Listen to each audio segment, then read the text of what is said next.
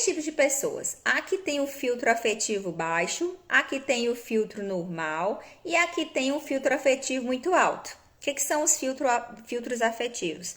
Eles interferem na aprendizagem, né? Aprendizagem do idioma, aprendizagem da língua adicional. Se a pessoa tem um filtro muito baixo, o que acontece? Ela fala e não tá nem aí se tá certo ou se tá errado, né? Não se preocupa. E mesmo se estiver falando errado, não tá nem aí. Se ela tiver o filtro afetivo muito alto, ela não fala de jeito nenhum. Ela estuda, ela sabe que ela sabe, mas na hora de usar, na hora que precisar falar, abrir a boca, ela trava.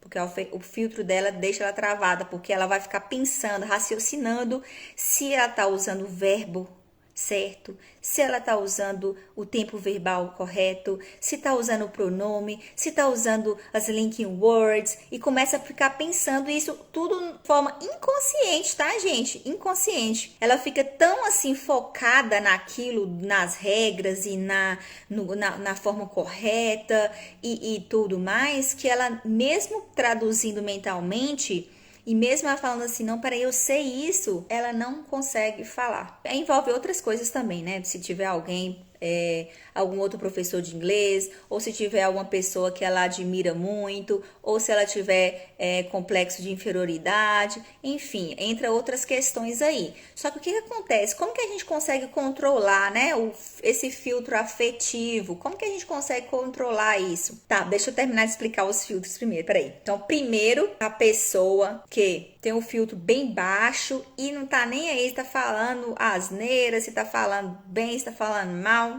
tá nem aí, beleza. Aqui tem o filtro afetivo muito alto, então mesmo ela sabendo, mesmo ela conhecendo o conteúdo, ela trava na hora de falar. Questão emocional, tá? Questão muito mais emocional do que linguística. E a pessoa que tem um filtro normal, filtro afetivo normal, ou seja, ela sabe que ela sabe, ela estuda e tudo, só que ela consegue se policiar, ela não fica travada, ela usa o idioma, ela fala, e ao mesmo tempo ela consegue se corrigir, ela consegue não se policiar, monitorar, essa que é a palavra. Porque a gente, quando eu falo assim, a gente fica se policiando, e aí é ruim, porque quando a gente fica se policiando, a gente se trava muito, a gente deixa de aproveitar muita coisa, certo? Então, a palavra certa é monitorar. Então, a gente consegue, quando o seu filtro está normal, tá tranquilo, você consegue se monitorar. Você nem trava, não deixa o medo de travar, não deixa a vergonha, não deixa a falta de conhecimento, porque por mais que você não tenha um nível avançado, não esteja num nível avançado de idioma, por exemplo, mas você usa o que você tem. Você usa o que você tem, você se monitora, você aprende, você consegue atingir seu objetivo lá no momento, entende? E aí, quem tem um filtro muito baixo, o que acontece? Fala tudo errado e não monitora. Então, o ideal é sempre manter o filtro afetivo no meio, nem baixo demais, porque você não se autocorrige, você não se monitora. Se você não se monitora, significa que você não vai conseguir progredir também, porque nós aprendemos com os erros.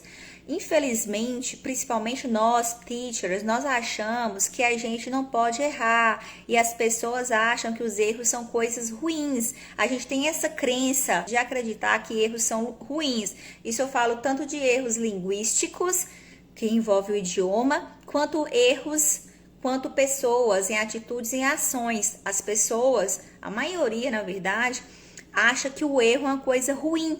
Só que, na verdade, é muito pelo contrário.